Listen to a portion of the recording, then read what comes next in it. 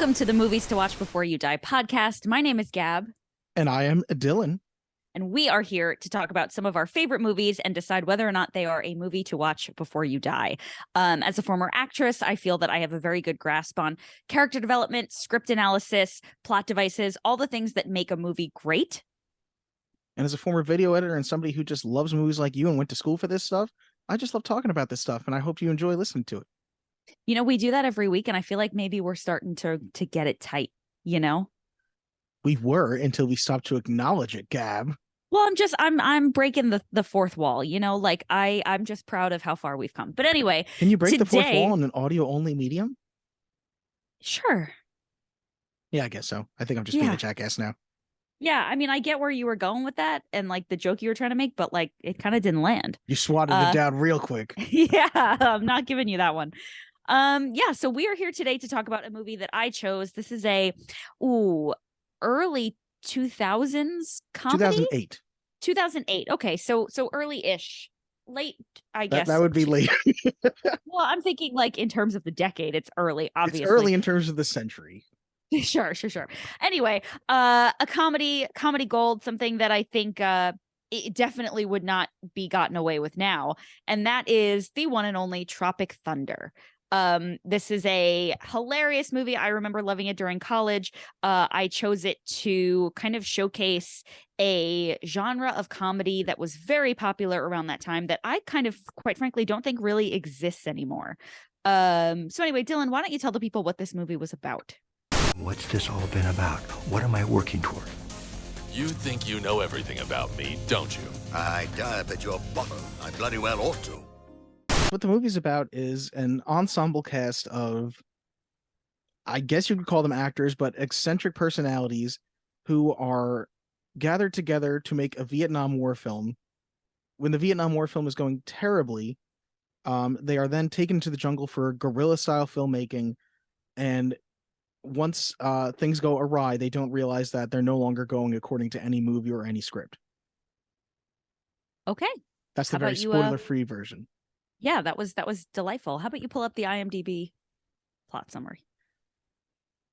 Through a series of freak occurrences, this is the IMDb plot summary. Through a series of freak occurrences, a group. What? That I had to go back and say that? Well, it's like. Or was it the method in which I said IMDb plot summary? It was all of the above. Was it obvious? Was it obvious already? I guess it was obvious. I introduced it, but by all means. All right. The IMDb plot summary. Through a series of freak occurrences, a group of actors shooting a big budget war movie are forced to become the soldiers they are portraying. That's probably that's a little bit better than mine.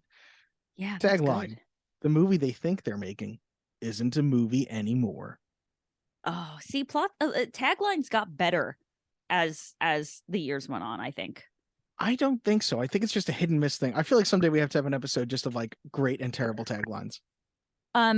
Can I interrupt us talking about Tropic Thunder to go back to Die Hard quickly? Who's going to stop you? Absolutely nobody. This is half my podcast, bitch. So whoa. And technically, I guess the listener would stop you. They would just hit like the pause button or the back button. But anyway.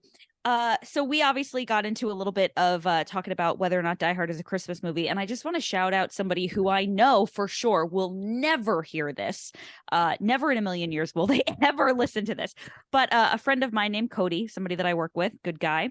Cody made a comment to me. We were talking at work about whether or not it's a Christmas movie, and my argument, of course, is that it wouldn't have happened if it weren't Christmas, right? What's his face wouldn't be in New York. Yeah, I actually think you swayed me further into believing that it's a Christmas movie. Thank you. Well, I'm going to tell you, Cody may have changed my mind. He asked me, when was the movie released? Summer. God damn it. It was July. So perhaps not a Christmas movie. But there have been plenty of Christmas movies that have been released outside of the month of December. Really? Yes. Like, I don't have a list in front of me to back that up. But if you give me a solid week to get back to it and remind me consistently throughout the week to look that up, I will come back to you with more. Okay. All right. So anyway, let's get back to Tropic Thunder. But shout out Cody, who will never hear this, and shout out Christmas. Shout out Christmas. Shout out Hanukkah. Christmas doesn't need a shout out, but yes, shout out Christmas, shout out Hanukkah, Kwanzaa, Kwanzaa, all the good ones. Yeah. And Not to shout say out. there, I don't know, are there other December holidays? This is why people just say happy holidays. It's just much Yeah. easier. Yeah. Shout out Flag Day. Flag Day. Just while What's we're that? Shout shouting out Arbor Day? holidays. Yeah. Shout out Arbor Day. Okay. So so Tropic Thunder. What do we do next? Well, Gab, I believe what you mean is it's time for our segment, Opinion Time. Opinion time. In this critic's opinion, You know, that's just like your opinion, man. Well, I have a right to my opinion, and my opinion is you have no right to your opinion. I watched this movie Saturday night. It was the perfect setting for a comedy. I was with someone else. I was not too sleepy. I had no distractions, and we turned it on. I know I like this movie because the last time I watched it, which was probably around 2011, at the latest, I loved it. And the movie comes on, and it's funny. It's quirky. The storyline is great. The cast is phenomenal. All things that we're going to get into. And I have to say, I was left a little underwhelmed. Interesting. How do you mean? Like it wasn't as funny, or how do you mean? I think I had just seen it at a time in my life where I found it to be the funniest thing I've ever seen in my entire life. And watching it back with very high expectations, it just failed to meet the level of hilarity that I was expecting. Now, I do think that it was a remarkable commentary on the time period from which it came and the type of comedy that was being produced at that time and the things that were gotten away with that would absolutely not fly today. But in terms of like laugh out loud moments, it was definitely funny. I am in no way suggesting that it was not good, but it just wasn't as funny as I remember. And so I wonder if that's because I am more mature now, or if it was because it was just had lived up to a lot in my mind. I think there's partially that, because I do think what I did notice is everything that I remembered being funny, which I think this might be the first time it's a movie that we had both already seen. Mhm. But I think that everything I remembered being funny was still really funny. I will say there's so much, it's one of those movies that throws so many jokes at you in the sense that it sort of plays it like baseball. If we just hit 3 out of every 10, we're succeeding. You know what I mean? So there's a lot of jokes that are like, okay, or like you're just sort of like not doing anything for me. But everything that I still liked was perfect. You know what I mean? Like I was like, oh my God, that's still hysterical. Now, obviously, like we were saying, there are things that could not be gotten away with. And I do think it's interesting. I was trying to look up afterwards, and maybe it's something I'll talk about more in the facts, but just the people who were in the movie talking about those things. But I do feel like I think it's something that's important because we are quick to be, I'm not trying to be like society's so woke, but I'm like, it's easy to be offended by certain things. Obviously, you have the R word repeated several times, and you have Robert Downey Jr. in blackface for virtually the entirety of the movie. I do think what's important to note, and it's something I think about and it's a show I've brought up to you 1,000 times, It's Always Sunny in Philadelphia. Yep.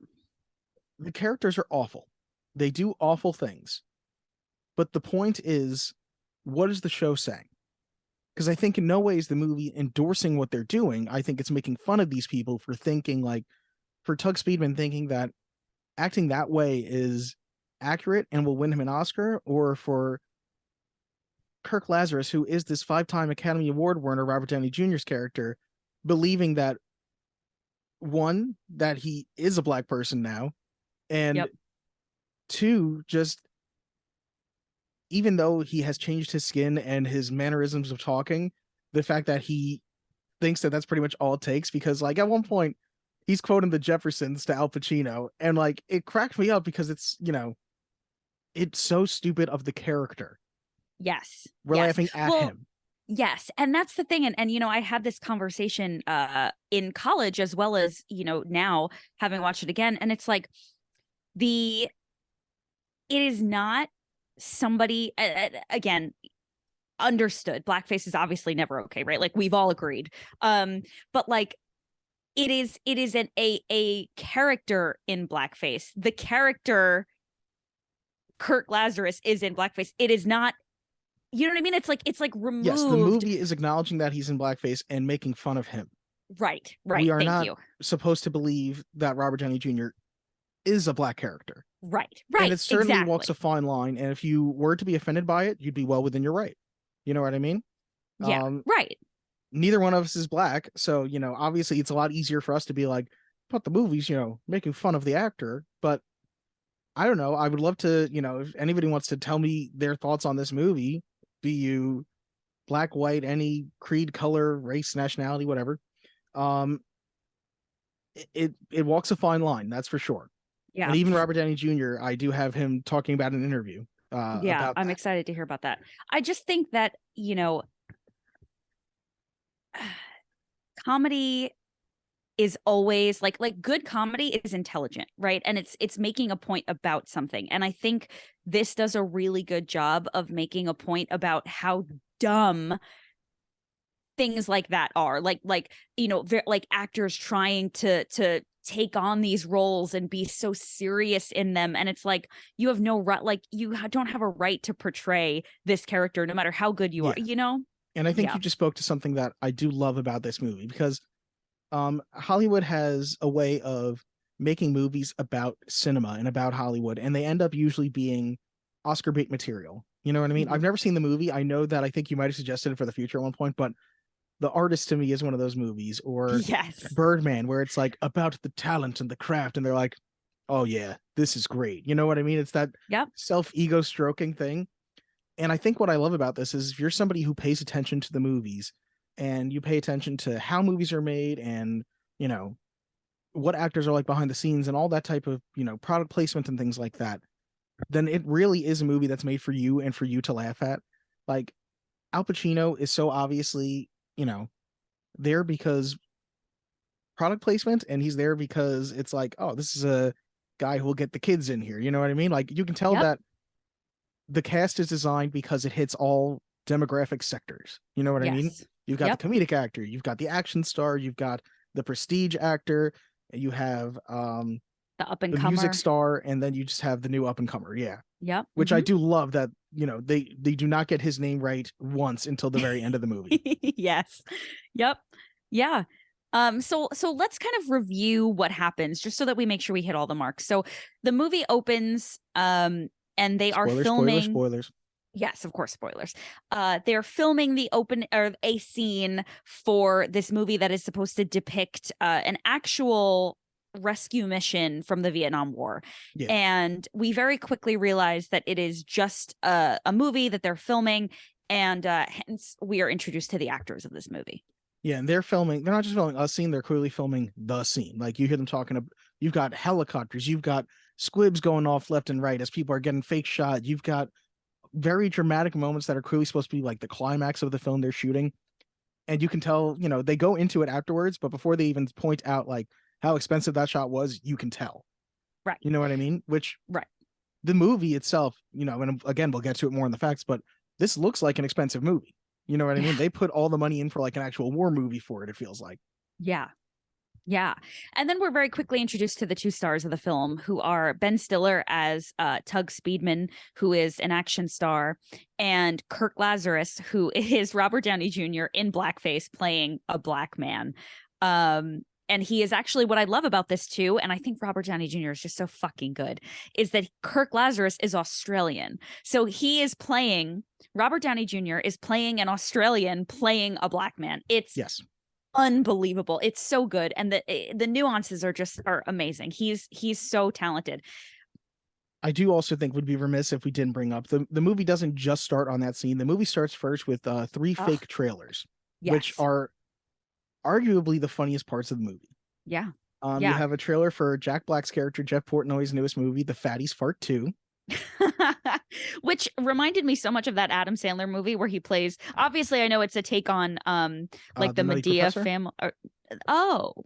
Okay. I think the Nutty Professor. I guess I could see why you think that, but I definitely think it's supposed to be, just because of the time it came out, like the Nutty Professor-esque. Interesting. Okay. I would have thought that in the time it came out, it would have been more Tyler Perry geared, but either way, honestly, same thing. More or less. But it reminded me of that Adam Sandler movie where he plays him and his own twin. Oh, Twins, I think it's called. No, oh no, that's No, that's a it's different movie. Jack and Jill. That's what it's Jack called. and Jill. Yep. Yeah. I've never seen it. I've only heard negative things. Yeah. I've never seen it, but I remember all the billboards for it in the subway Yeah. when I was in college. But anyway, and then there's Booty Juice. Booty Sweat. Booty Sweat. Thank you. Yes. Booty Juice is Booty just, Sweat that's and Bust a Nut disgusting. Bar. Yeah. Yeah. Which is definitely the shortest of the trailer commercials. I don't even think it's technically a trailer. That's like a commercial before the trailers. Because then Yeah. we have Tug Speedman in Scorcher 6 or 7. Yeah. And I One do of love them. Here We Go Again. Again. Yeah. It's so perfect. And then there's the Kirk Lazarus movie, which is like a almost like a Brokeback Mountain, like two priests. Yes, it's clearly again like a prestige Oscar bait movie, like their Forbidden Love. Satan's Alley was the name of it. Yep, there with it is. 5-time Academy Award winner Kirk Lazarus and MTV Best Kiss Award winner Tobey Maguire. Yeah. I think the thing I love most about that is the random shot of Robert Downey Jr. just screaming. Yes. It's just him going, ah, and I just love that. It cracks me up. It is such Oscar bait though. Yeah, so that's the beginning. They're very, very funny. We kind of are introduced to the characters in that way. And then comes the opening scene. And we were very quickly transported from the opening scene to an argument between Tug Speedman and Kirk Lazarus regarding who's going to cry in the scene. Kirk is obviously a much more professional actor. He's more concerned with the motivation in the scene. He's giving Tug Speedman advice, and you just quickly start to see it all unravel. Yes, he's turning the tears on in a flash, and he's literally drooling and dribbling while Tug is like scrunching his face, trying to like bring something forth. And it's like, this isn't what you do, or it's not what you have done. Yeah. But we do get past that, and what ends up happening is the director is basically told, you know, you make one bad move and you're going to be canned from the movie. He's told that by studio head Les Grossman, who is one of the best characters, if not the best character in the movie. Oh, interesting. Hot take. Oh, we'll talk about that more in a bit, I suppose. And Yeah. when they try and go guerrilla style, where it's just going to be the director, the actors, and like an effects guy and the guy who wrote the book, the director steps on a landmine and is quickly dispatched of. Yeah, and of course the actors believe that it's like an effect, that it's a scare tactic, that they're just trying to get them into character. But nope, he is truly dead, and now they are in the middle of the jungle without any kind of food or ability to get out, and they've got to get out somehow, I suppose. Meanwhile, Because of the landmine explosion and them pretending to fire off their rifles, which not pretending, they're firing rifles with blanks in them as you would have on a set.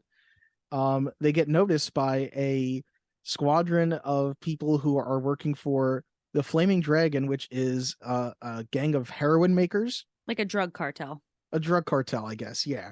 And basically, I feel like there's hijinks ensue, and then we get to like, you know, they're in the cartel compound. Yeah. I do think the thing that's easiest to skip over probably is Matthew McConaughey's character, the agent, the pecker.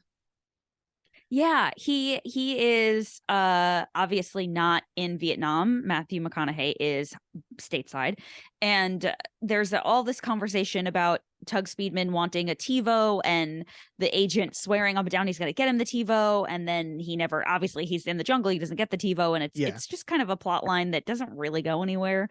Well, it feels unimportant. It does end up having some importance, and one of those things that, you know, as a comedy. And I guess it's similar to what we talked about in Die Hard last week, where I had said that, you know, there's a bit where you can see the truck in the beginning. It doesn't have the ambulance in it that's supposed to. And it's like, if you figure that out by the end, well, you know, your suspension of disbelief needed to carry you to that point. And I think with this comedy, it's similar in the sense that this movie needs to be funny enough for you to have them get to the end. And, you know, major spoilers, they're escaping from the cartel. An RPG is shot, and who should run out of the jungle in Vietnam, or I think by this part they're in, they say Myanmar or Laos, but the agent Rick Peck with the TiVo, he got the TiVo and he throws it into the way of the RPG. And Yeah. then all of a sudden they take off in the helicopter. And I've always thought about it. I was like, wait, they don't like pick him up. What happens? And they just show a shot of him scurrying off. Like, I was like, Yeah. okay, I guess he had his own ride, which we see during the end credits. But it's one of those things that like you have to be enjoying the movie and having a fun time laughing, because otherwise, like, it is the most Deus Ex Machina stupid thing out of nowhere that you're like, what? Why? Yeah. No, my God, for sure. I noticed that. But yeah, like to your point, it's just so silly at that point that you're like, okay, sure. My suspension of disbelief is through the roof at this point. Yeah. Like there was one other like major plot hole thing that I'm like, I would care about this if I wasn't laughing. And it's the fact that obviously they don't have real guns. They have guns with blanks. Yeah. So when they have the drop on them, like they've got all the guys from Flaming Dragon on the ground, and Al Pacino's telling them like, stay still. And I'm like, why have you not at some point picked up a real gun? Yeah. And it seemed like the drug people were afraid of them with their guns. And Well, they thought they were real guns. They don't know. yeah, but wouldn't they have figured it out at some point? Like they were shooting. I don't know. I feel Probably like they not, were because blanks shooting. make the same amount of noise as real bullets, as far as I know. So all that they Yes. would know is, I guess if like they were standing and they clearly think they would have gotten shot, maybe then they would have realized. Yeah. I will also say I do just love some of the music that they use for this is very obvious Vietnam War music. Uh-huh. Like they use the Rolling Stones Sympathy for the Devil at one point while they're like in the Yep. jungle, and they use Buffalo Springfield for What It's Worth. And I'm like, oh my God, these are such obvious like counterculture 60s, 70s Vietnam War movie songs. Yeah. And it also goes so far out of its way to recreate the shot from, have you seen the movie Platoon? No. My dad loves it though. The most famous shot from the movie is Willem Dafoe with his arms up in the air as he's getting, shot. And they have Tux Speedman do it obviously in the very beginning for the scene, where you have a quote that I still like. I will say it to this day randomly at times. Survive. Oh my God, I say that all the time. I will just the randomly like, I time. send gifs of that too. I'll just be like randomly like survive. And not only that, I never noticed before, and it's like somewhat cleverly done. Just like the initial war scene at the very end when they're trying to escape from the compound, everyone is on the chopper except Kirk Lazarus and Tug Speedman.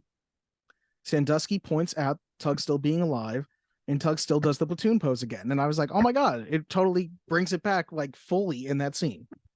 Yeah, I noticed that. Yeah, very funny. And just obviously so over dramatic. Like his arms are just waving like the wacky inflatable tube guy. I do love in the beginning, yeah, when he tells Kirk, hold my hands, and he's just Yeah. holding the blown up bits of where the hands should be. And he goes, Yes. you got him, I'm holding tight.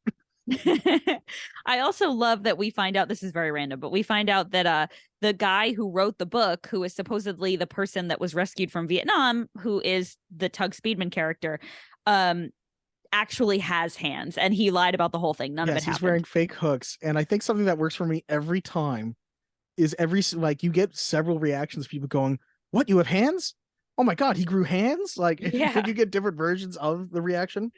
I also love Danny McBride's character saying to him, he asks him about his gun, and Four Leaf says, I don't know what it's called. I just know the sound it makes when people die, or something like that. Uh-huh. And he has a good callback joke where he says, Danny McBride says to him, I don't know. I just know the sound it makes when it lies. Like, Yes. it's so stupid, but I love it. It's so good. It's so good. The Danny McBride character is phenomenal. It's all very funny. There's no character in this movie either who is just like awful. You know what I mean? Everybody has funny moments. And maybe again, that's the sheer number of jokes that are told in this movie. But every character is at some point like got something really funny. Yeah. Like I write down quotes during all of these, and I just have like a list. Yeah. One of the stupidest quotes that cracks me up every time, and it's not the quote necessarily, it's the shot. It's when the truck that they're on gets exploded, which I don't know if that terminology was proper just there or the grammar, but you see them all like, you've got that shell shock, the ringing sound, and you just see Jack Black going, my ass, my ass. Like, it's so stupid, and I know it's coming, and I still crack up at it every time. Yeah. I mean, it's hilarious. I really like. So I want to get a little further into what I meant when I said that it wasn't as funny as I remembered. I'm talking specifically about one thing, and it's Tom Cruise dancing. Yeah, the dancing inherently isn't that funny. Him just as a studio executive in general is hysterical still. Sure. Yeah. I mean, it's funny. Like his character is funny. He says something. Oh man, I wish I could remember, but we were laughing so hard at this. He said something like, shut the fuck up and let me do my job, or something along those lines to somebody. What was it that he said? I think he literally says that at one point. Maybe, but whatever. He's got a bunch of lines like that. I also love the kids aren't dressing up as Scorcher for Purim anymore. Oh yes, yes, that killed me. That's so funny. Oh my God, so good. Yeah, it just hysterical. But the 2 times when he dances just really just didn't do it for me the way they did the first time. But everything else was just so great. I want to talk a little. It's fine. Yeah, you're right. It definitely isn't like, I feel like that was hysterical when you first saw it, and now it's like, okay, it's just, the end credits bit. Yeah, it's happening and it's okay, whatever. But I also remember him being much fatter. It didn't feel like he was, oh my God, tremendously huge, I don't think he's supposed to be. I just think he's not supposed to look like him, which he definitely, what I do notice now that I was aware of it, I know that one of Tom Cruise's initial things when he wanted to be cast as characters, he wanted fake hands. Mm-hmm. And you could definitely notice why does this guy have such giant hands? Yeah. And I don't think it matters at all. I think it's just no, the character has giant hands. That was Tom Cruise's feeling. I'm like, okay. Yeah, sure. Yeah, whatever. Yeah, they're definitely out of place and very big and obviously prosthetic. Yes. But I just remember him being so much fatter, and I remember the dancing being so much funnier. But anyway, I want to talk about whether or not this movie would fly in 2022. And did you hear me just very briefly forget what year it was? Actually, I think by the time we put this episode out, it'll be 2023. Wow. Reporting live from the past. I definitely don't think that it would fly, but Corey did, and I'm kicking myself for not having this pulled up and something that I could quickly reference, but Corey did say that, I want to say it was Samuel L. Jackson gave the okay for Robert Downey Jr. to do this character. I did not specifically find that, but that's interesting to hear. Let me look it up. Say something interesting while I look this up. Well, since we're talking about the Robert Downey Jr. stuff, what I did find in some of the behind the scenes stuff I saw, first of all, he was in the makeup chair and he goes, I just needed a summer gig after Iron Man, which will be a trilogy, which he was saying just after the first Iron Man came out. So I'm like, oh, damn. Brandon T. Jackson, who plays Al Pacino, was saying he kept thinking he really was a black man and greeting him and calling him brother. The makeup was designed for Robert Downey Jr. by Rick Baker, which, if you don't know who that is, he has won 7 Academy Awards for makeup effects for American Werewolf in London, Harry and the Hendersons, Ed Wood, The Nutty Professor, Men in Black, How the Grinch Stole Christmas, and The Wolfman. And let me see here. Jamie Foxx did say that he feels entertainers need to be given room, and he felt that he was okay with Robert Downey Jr.'s performance, and said that he cast him in a movie like All-Star Team, and he was like, yeah, and I had Robert Downey Jr. play a Mexican character in that. And I'm like, all right, I don't know if it's a thing to gloat about, but it's a thing it already happened. I think we're cool with it, That's what it was. My bad. It wasn't Sam Jackson. It was Jamie Foxx. It was Jamie Foxx. That's what I was referring to. Yeah, since I'm on it already, I'm just going to say one last thing about it. Robert Downey Jr. talked about getting to hold up the insane self-involved hypocrisy of artists and what they think they're allowed to do on occasion. Love that. Yeah, I mean, that's what it's about, right? It's a commentary, and I think there's such a Kirk. Yeah. Yes, I think there's such a difference between something that is malicious or done with malice or done with ignorance, and then there's very smart commentary on something that we all agree is not cool. Yeah. And I think there's just become such a sensitivity to things where you can't even make a comment on how dumb things are without being considered offensive, Because it is literally a joke. And Al Pacino says at one point, because I knew that they had one good part in the movie for a black man and they gave it to Crocodile Dundee. You know what I mean? Yes. Yeah. Yeah. And he's screaming you are Australian, be Australian. I do love when Kirk is sort of going through his existential crisis of not knowing who he is. And he has that thing where he goes, I am not such an Osiris, nor am I Neil Armstrong. Yes. And I think he just ends with like, I think I might not be anyone. And it's just like, oh my God. Like you are at the point where I think it's Jay Baruchel's character, Sandusky, who's just like, you guys need to get it together. You know what I mean? I'm obviously paraphrasing, but it's just like, oh my God, these actors are ridiculous. It's so great. And honestly, like, not that I really had a very long professional career by any stretch. The coolest thing I ever did was Gossip Girl, but the accuracy is just, it's like there are people running around doing community theater, like regional theater, that behave that way. And it's just like, oh my God, like, get it together. I'm a method actor. It's like, no, Jamie, you're not a method actor. You're shooting a Baby Bell commercial. Like, enough. Yeah. I don't break character till I've done the DVD commentary. Yes. It's All just right. so great. I think, I feel like because of doing such a long episode for Die Hard, I'm like, man, this is so quick. We got to get to the facts, right? I know. Well, let's get to the facts. I want the truth. Face the facts, ducks. Facts have no place with an organized religion. All right. So first, let's start off with what did the critics say? IMDb gives this a 7 out of 10. Okay. Rotten Tomatoes gives an 82% on the tomato meter, which is an average rating of 7.1 out of 10, 206 fresh, 46 rotten. An audience score, 70%, average score 3.6 out of 5. All passing grades. Mm-hmm. Critics' consensus: with biting satire, plenty of subversive humor, and an unforgettable turn by Robert Downey Jr., Tropic Thunder is a triumphant late summer comedy. I think the other thing that people would be very careful to do now is the sheer amount of praise of Robert Downey Jr. also, because he was nominated at the 2009 Academy Awards for Best Supporting Actor, which I think people would be afraid of now. Why? Why? Because, like you were talking about, it's a very sensitive. It walks a fine line, to say the least. So not because of Robert Downey Jr., just because of the because of the okay, character, because it's a character in blackface. I was like, did I miss something? No, we love Robert Downey Jr. He's made a full comeback. He's the best. It was nominated for an MTV Movie Award for the best WTF moment for Ben Stiller tasting the decapitated head. Oh, that's great. Yep. Of course, it was directed by Ben Stiller, who also directed Reality Bites, The Cable Guy, which I hope to do someday, and Zoolander. Cable Guy, I love The Cable Guy. This podcast. I love that movie. We used to watch that movie all the time. Down. Red Knight going down. Great movie.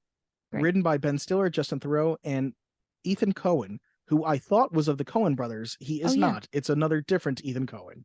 Oh, I thought it was Coen brother too. So he had a part in writing the film Idiocracy, which is a good movie, but he is not a Coen brother. As far as the cast list, I feel like it's too numerous to name here because we don't have enough time. So I'm going to skip and, we'll go on to some other things. Box office wise, it had a budget of $92 million, which you can see every dollar on the screen. And it grossed $195.7 million worldwide. So it was, it was a pretty big hit, but they did spend a lot of money on it. Yeah. IMDb featured review, 8 out of 10, Ben Stiller's best movie.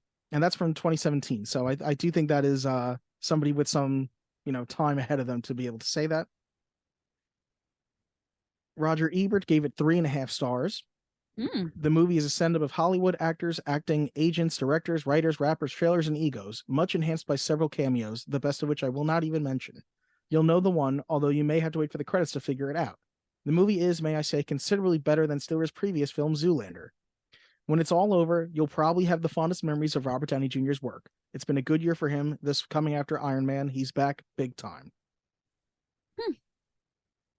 Ed Travis of Hollywood Jesus, the real lasting appeal of Tropic Thunder won't be the lavish production, but the rich send-up of acting as a profession. Hollywood as a culture, and war films as an inspiration to us civilians. One really harsh one. Tony Macklin, Fayetteville Free Weekly. Tropic Thunder is one humongous vanity project for Ben Stiller. His initials aren't BS for nothing. If you can't get enough of bouncing Ben, Tropic Thunder is the movie for you. Oh. Yeah, that dude does not like Ben Stiller. Fuck you. That's what I say.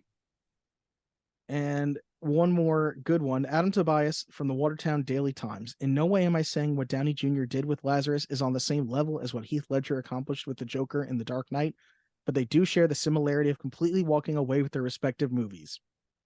Yep. Yeah. And let's see here. I think I have just one or two other facts. Ben Stiller said nearly all aspects of the Les Grossman character were developed by Tom Cruise, including the dancing and the look of the makeup. And the hands, apparently. And the hands, yes. In the film, Kirk Lazarus says, I don't drop character till I've done the DVD commentary. When recording the audio commentary for the DVD and Blu-ray, Robert Downey Jr. actually spends the entire commentary in character and stops it at the very end. I love that. He's great. While promoting his miniseries Escape at Dannemora on the Howard Stern Show, Ben Stiller said Tropic Thunder would not have been made now due to its content and the comedy landscape today. Yeah. Yeah, well, that's because the comedy landscape today kind of sucks. No offense. I don't know the last time I feel like I saw a comedy in theaters, to be honest, either. I mean, they're just, I just feel like, listen, I'm not the voice of, comedy or anything, but I just feel like comedians are afraid to make these types of movies now. Like the era, I know we're running out of time. The era of the 2000s was so good for comedy, and now you're just not getting that anymore. You're not getting that anymore, but you know what you are getting, Gab? You're getting mail. So are you ready for some mail? Oh boy, am I ready for some mail. Mail time! When you control the mail, you control information. Mom asked me to ask you if there's any mail for us here by mistake. What? Okay, so first we have a comment on our Die Hard episode from one of our main fans, Scotty Cameron. Scotty. First, he's welcoming to the mail section from last week it was last week at the time of Die Hard. I'm so sorry, listener, that we're catching up on so much mail. So some of these things I'm going to have to be like, it's from this episode at this time. But he was commenting on our week before we had Batman Mask of the Phantasm. So welcome to the mail section, Kate Tastic and Batgirl Fangirl. He said, I love Christmas horror movies. Jack Frost and Silent Night, Deadly Night are personal favorites. In fact, my favorite Christmas song is Merry Xmas by Ice Nine Kills, which is based on Silent Night, Deadly Night and is featured on Ink's album, The Silver Screen, which has a lot of horror movie inspired songs. Violent Night feels more like a Christmas themed John Wick movie than it does a Die Hard knockoff, but I do see the plot parallels. I also add that Iron Man 3 is a Christmas action movie that was released in May for whatever reason. I love that my suggestion of seeing the Rotten Tomatoes score details is paying off, because now you can mock the bad reviews Die Hard got as being one or two of only 5 versus the 81 good reviews the film has. I'm still unclear on how a film gets a certified Resh score on Rotten Tomatoes. Did I say certified Resh? I don't know. I think so. I've botched so many words, Gap. I need to edit myself so much more. I'm still unclear on how a film gets a certified fresh score on Rotten Tomatoes. I know, Dylan, you had a question about that on Mask of the Phantasm. My initial thought is that the certified fresh rating has something to do with the average score, but then I did some score tests and realized that isn't the case. Amazing Spider-Man is a certified, damn it, I did it again. Oh, wow. No. Amazing Spider-Man is certified fresh on Rotten Tomatoes with a 71% approval rating from critics with an average score of 6.6. Zack Snyder's Justice League also has a 71% approval rating among critics with an average score of 6.7 and is not certified fresh. So higher average score must not be the answer. On Twitter, someone offered the theory that the certified fresh badge is given to films that receive a streak of good reviews when the Rotten Tomatoes score is being processed. This theory was floated in the context of Joker losing its certified fresh rating. I wonder if it also has to do with the total number of ratings, but I don't know. Yeah, like a percentage of the ratings. Okay, now I can get to, we had some comments on Trainwreck. Okay. Trainwreck, I believe I sent this to you and I responded to this person on our actual YouTube.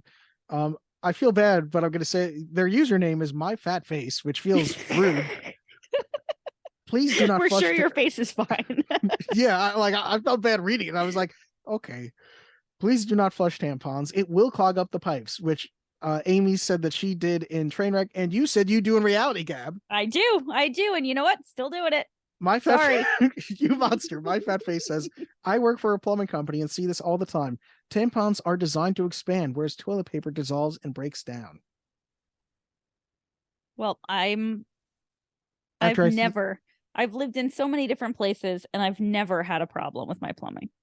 Mm-hmm. Mm-hmm. You're just begging for it though, aren't you? I guess so. After I responded and thanked them for this, My Fat Face continued, no problem. I have seen people have to pay sometimes 5 figures to fix major clogs they cause. Only things that should go down a toilet is bodily waste and toilet paper. So even those wet wipes that say flushable, don't flush them. So my question is, what do you do with them? Throw them in the trash.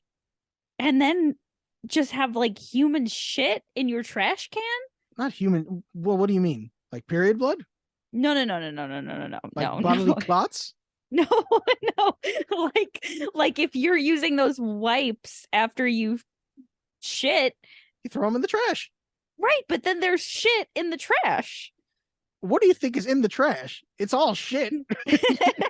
No, but that's like, then it's gonna stink. What do you mean? Gab, you should see the trash bags they make now. They're scented. They're lovely. They're wonderful. That's what the lid is for, Gab. Put a lid on it. So upset. Okay. Fuck. All right. Well, I guess I'm just never gonna shit again. The last thing that my fat face said. It sounds like I'm talking about my own fat face. God damn it. Tell me what your fat, stupid fat face said, Dylan. All right. We don't need to add adjectives to this, you asshole. My fat face says this. In other comments, I am pro Trainwreck as a huge Bill Hader lover. I fall in love with him every time I watch it. Same. My fat face, you're my best friend. They put so many comments. They put one more thing about the tampons. Proper disposal is to wrap in toilet paper and dispose in the garbage. The garbage should be filled with all your bodily fluids, okay? So basically I need like a toxic waste. What are those things that like they put nuclear waste in? Hazmat. Yeah, I need one of those. Oh boy. Just feels like more used needles. Okay. And one more comment by Scotty Cameron on Trainwreck.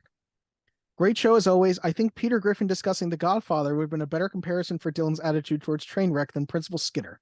Both work. You think Peter is a better example because he's discussing a movie. I've never cared that much for Amy Schumer. She's always been hit or miss in my book. Brie Larson, Bill Hader, and John Cena are actors I do enjoy, though. I can't help but say that this episode is like Clerks in reverse, where Gab is really fond of the movie that Dylan did not enjoy instead of the other way around, like in Clerks. Stay yappy. True. This was very much the anti-Clerks. Go on. So it was the anti-Clerks, and that's why we disagreed on it. Peter Griffin discussing The Godfather, is that where he says that it insists upon itself? Is that what that is? Because I couldn't remember. That might be what it is. Because Corey says that all the time, and it makes me laugh so hard. Like we'll be talking about someone, and we'll be like, "Yeah, she insists upon herself," and it's like the best way of describing that very, very unique person or movie or situation.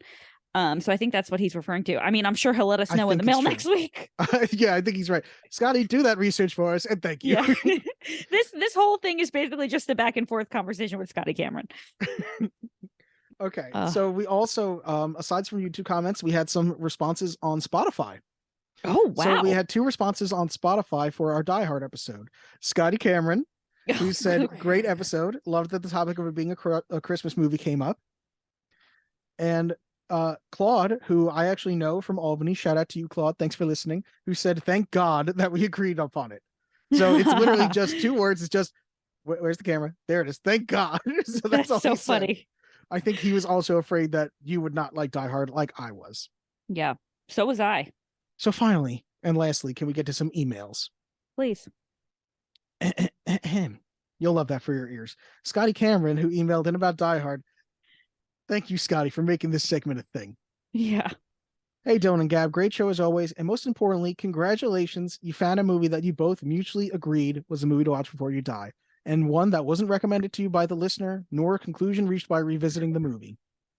Yeah. Truly, it is worth celebrating and fitting it happened before the end of the year, too. Die Hard is a classic and fun film. It may also be one of the most spoiled movies on the internet because I knew about how Hans Gruber died before seeing the movie and also the glass bit, too.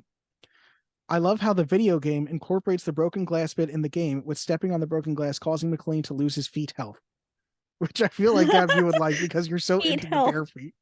I think it's hilarious. Foot health, that's fucking amazing. I will say the video game's box art has aged poorly. I imagine it does not look good. Yeah. Funny thing about the most recent A Good Day to Die Hard is that it came out in 2013, a year when Bruce Willis was in every other action movie that came out. At least it felt like it. He played General Joseph Colton, aka G.I. Joe in G.I. Joe Retaliation, and Frank Moses in Red 2. None of those movies were very good. 2013 did show that the reviewers who said that Willis had a future in action movies were correct. He just ended up starring in a lot of schlock and eventually stopped caring about the movies he was in before sadly contracting aphasia and retiring from acting. Still, Die Hard and Unbreakable are some of Bruce's finest films. This is for Alan Rickman. By Grabthar's hammer and the sons of Worvin, you shall be avenged.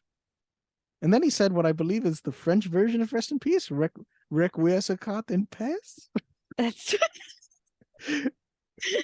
Gab, do you know what that says? You're better with these things. I mean, I'm gonna venture to say that's Latin. That makes more sense. Yeah, you stupid. I slowly just make myself dumber. What else did my fat face have to say? Okay. Finishing Scotty Cameron's email. Dylan, if your only exposure to Transformers was the Michael Bay films, then I honestly don't blame you for not caring about the franchise. It's the same reaction I have when people say they stopped caring about the MCU after Age of Ultron. Because yeah, that movie sucked, and I see how it could turn someone off from the MCU. Bay's contributions to Transformers were truly terrible. The first 3 movies came out when I was 9 to 13 years old, and at those ages, I thought anything with explosions was good. Then, when the 4th film came out, my standards for a good movie rose above just explosions, and I began to realize just how bad the Bay Transformers movies were, and it became disheartening for me to see a franchise that has produced great video games, comic books, and cartoons have such terrible movies. Until the last Travis Knight's Bumblebee came out in 2018, and we finally got a good Transformers movie. I was relieved and amazed to the point of being a little teary-eyed that it took so long for us to finally get a good Transformers movie. I know I'm probably going to have the same reaction when a good G.I. Joe, Fantastic Four, Ghost Rider, Green Lantern, and Spawn movie happen, and amazement, while also wondering why this was so hard to get right in the first place. My intro to Transformers began with Transformers Cybertron on Kids WB, which aired back-to-back with The Batman on Kids WB, the afternoon shows which the network did during the week until 2006. Apologies for the long Transformers tangent. Sincerely, Scotty. And he sent the Die Hard box cover. That's amazing. It's oh very boy, 8-bit, yeah. And I actually really like it. That's great. I also think I watched the Transformers Beast Wars cartoon as a kid, which that is not good CGI if you've ever seen that show. Can't say that I have. Next, we have an email from Keen Machine on Mask of the Phantasm. Oh, Greetings, Dylan and Gab. So you watched Mask of the Phantasm. Gab, I'm not angry. I'm just disappointed. That's why I'm here, to get my heart broken, I guess. I'm 0 for 2 for the films I've seen so far, but I'm not giving up hope. Dylan, you did a superb job of defending this legendary film. Thank you for your service. I laughed a lot learning about Gab's ex-boyfriend, who she fired on the spot for his outdated vernacular. #fatality. a hard fatality. Meanwhile, I look forward to definitely learning if Die Hard is a Christmas movie. Keep it keen. You now know Die Hard is a Christmas movie and a movie to watch before you die. Yep. So finally, the last thing here is we have an email from a new listener, from Pedro Henrique. Hopefully I said that right. Let me know. Wait Hello? a second. Did you just spoil the episode by saying you now know that Die Hard is a Christmas movie and a movie to watch before you die? Isn't this coming out in the Die Hard episode? This is coming out in Tropic Thunder, Gab. Die Hard came out weeks ago, Oh, motherfucker. I'm sorry. I'm sorry. The space-time continuum is crazy and confusing. So, can I get back to Pedro's email, Gab? Yeah. Tropic Thunder. Yeah. Greetings from a Brazilian yappy dude. Hello, Dylan and Gab. I'm Pedro, and as you can guess, I'm one of the many people from the Jump on the Batwagon community who started listening to this podcast because of Dylan's contributions. As a new listener, I'd like to say great job on this podcast. I love it. I hate most podcasts discussing films because the hosts always get a little pretentious and annoying, and sometimes they hate a lot of my favorite films, and I just don't have the patience to listen to 3 uninformed dudes for 2 hours shit on stuff I love. Loved your episodes on Mask of the Phantasm and Die Hard. Mask of the Phantasm is my second favorite Batman film, and Die Hard is one of my favorite action films. I always thought it was underrated. It has great dialogue and acting, but it's always been lumped in with a lot of boring or cheesier 80s action films. Anyway, great job with the podcast. I will try to catch up and listen to all the episodes. Also, Dylan, the podcast you did with Jordan Blumen and Keen Machine about Kevin Conroy was a beautiful tribute and a great listen. Looking forward to the next episode, and happy holidays. Pedro, your email warmed my heart. Pedro, thank you. It's very much appreciated when we get these, random emails from people who have not sent something in before. Obviously, we still appreciate you, Scotty and Keen. You're our main listener squeezes. You're basically cast members at this point. Yeah, they're basically part of the thing. So it's nice to have these other listeners that it's like, oh my God, other people listen too. Yeah, fat face. People besides my fat face, yeah. I appreciate your comments, but damn you, my fat face. I really hope that username was chosen because moments like this would exist.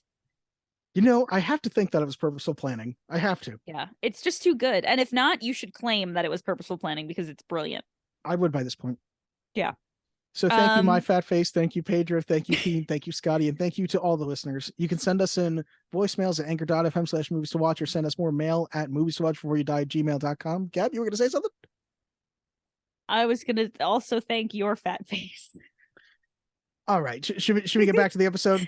Let's get back to Tropic Thunder and not Die Hard, because this episode is Tropic Thunder. Damn straight. I say let's get to our verdicts. Okay. Do or do not. There is no try. The guilty will be punished. Sentence is death. Gab, you suggested this movie, and I feel like I'm surprised to hear like you are the one who I feel like has cooled on it somewhat. So I want to hear, what is your verdict? Well, Dylan, I think I came in with very high expectations that were maybe a little unrealistic, considering I'm no longer 18 years old. But I will say this: the movie is as poignant. I actually don't think I'm using that word correctly. But I'm going to stick with it. Is like touching and moving. I don't know about that, but no. But it's spot on in terms of what it's trying to comment on. That is truly what the industry is like. It is funny. It has something for everyone. I know it's a lot like baseball, where there's a lot of jokes and only a few of them land. But I think it's a really good time. I think it's very funny. I think it's smart. And I think there's something for everyone. So I'm going to go ahead and say that this is a movie to watch before you die.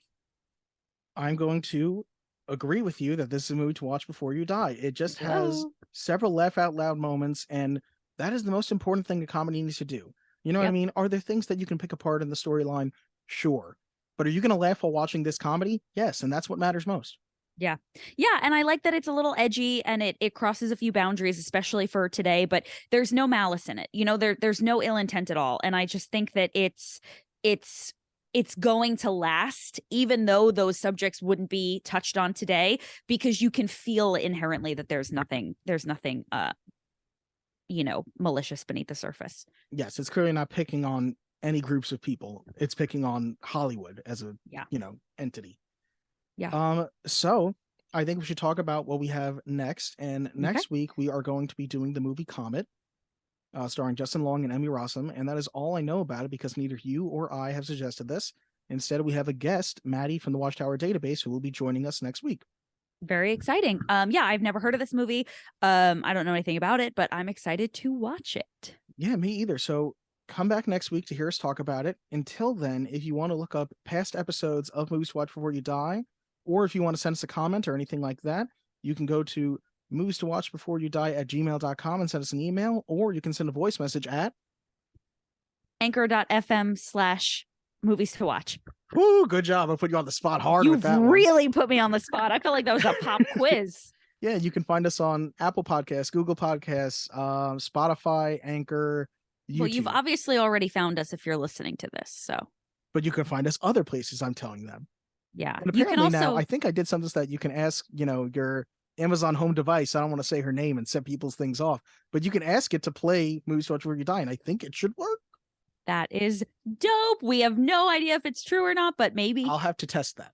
Yeah. All right. So thank you guys for listening, and hopefully you thought this was a movie to watch before you die also. Awesome. Thanks, guys. Bye, everybody.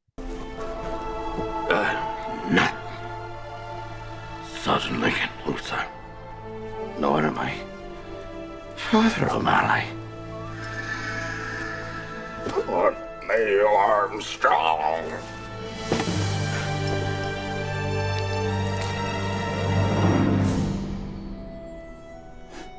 I think I might be nobody.